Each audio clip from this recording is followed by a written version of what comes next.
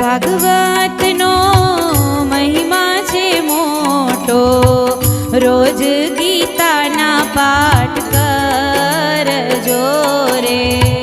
Shrimad Bhagavat